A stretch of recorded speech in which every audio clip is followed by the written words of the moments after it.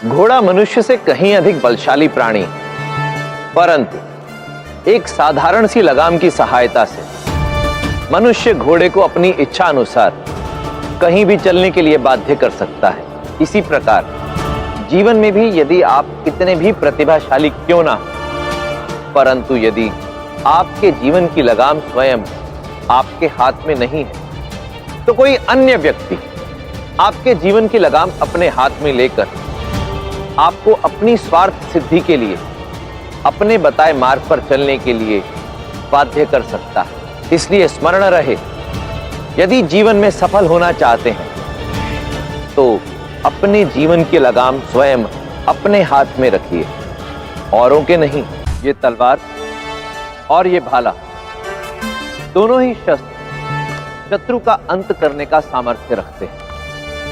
अंतर केवल ये है कि जहां तलवार आपके निकट रहकर शत्रु को धराशायी करती, वहीं भाला आपसे दूर जाकर शत्रु को मार गिराता है। दोनों को उपयोग करने की विधि भिन्न है, परंतु युद्ध में दोनों ही शस्त्र आवश्यक है। इसी प्रकार जीवन में भी अपनी निकटतम समस्याओं का समाधान ढूंढने की दूरदर्शिता के साथ साथ भविष्य में आने वाली आपदाओं की पूर्व योजना बनाना भी आवश्यक है।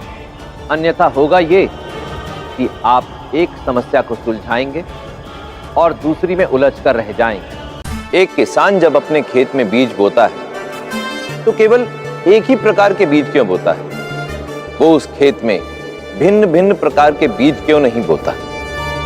ऐसा इसलिए ताकि वो अपना पूरा ध्यान और परिश्रम केवल एक ही प्रकार के पौधे पर केंद्रित कर सके और उससे श्रेष्ठतम परिणाम प्राप्त कर सके। जीवन में भी हमें यही नीति अपनानी चाहिए। भिन्न भिन्न लक्ष्य साधने की अपेक्षा केवल एक लक्ष्य का चुनाव करना चाहिए और फिर अपना पूरा समय और परिश्रम उस एक लक्ष्य की प्राप्ति हेतु व्यतीत करना चाहिए। तभी आप कम समय में अधिकतम और श्रेष्ठतम परिणाम प्राप्त कर सकेंगे। नीतियां मेरी,